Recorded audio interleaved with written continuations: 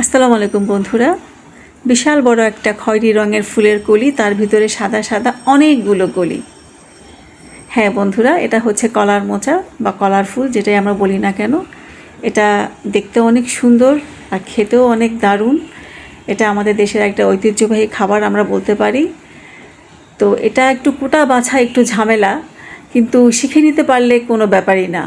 এই যে দেখো বন্ধুরা, আমি যে ফুলের মাথা থেকে একটু টেনে টেনে ফেলে দিচ্ছি, শক্ত একটা চিকন একটা আঁশের মতো মাথায় একটু ফুল, হলুদ রঙের ছোট্ট একটা বুটুলি টাইপের ফুল। এটা ধরে টেনে টেনে ফেলে দিতে হবে, কারণ এটা সেদ্ধ হবে না।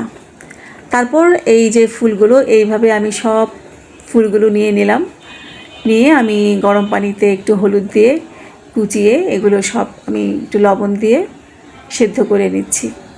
সেদ্ধটা একটু ভালো মতো করে নিতে হবে, মানে ভাপিয়ে না, ভালো একদম ভালো ফুল সেদ্ধ করে ফেলতে হবে।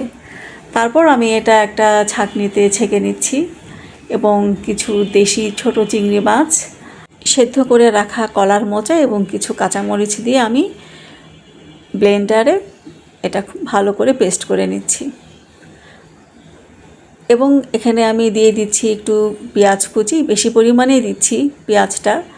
দিচ্ছি আমি আদা বাটা, রসুন বাটা, দিয়ে দিচ্ছি জিরে গুঁড়ো এবং লবণ। জিরে গুঁড়োর পরিমাণটা একটু বেশি হবে। সব একসাথে ভালো করে মাখিয়ে নিচ্ছি এবং অবশ্যই চালের গুঁড়াটা দিতে হবে। চালের গুঁড়া দিয়ে আরও ভালো করে আমি মাখিয়ে নিচ্ছি। সুন্দর করে যখন সব একসাথে ভালো করে মাখানো হয়ে যাবে, তখন আমি সুন্দর করে গোল গোল কাবাবের শেপ করে নিচ্ছি এবং প্যানে তেল দিয়ে আমি খুব সুন্দর করে এপাশ ওপাশ করে গোল্ডেন ব্রাউন করে ভেজে উঠিয়ে নিলাম সবগুলো মোচার চপ বা মোচার কাবাব, যেটাই আমরা বলি না কেন।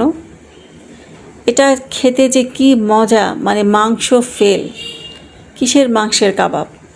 এই কলার মোচার কাবাব তোমরা একদিন তৈরি করে খেয়ে দেখো, সাথে একটু চিংড়ি মাছ দিয়ে।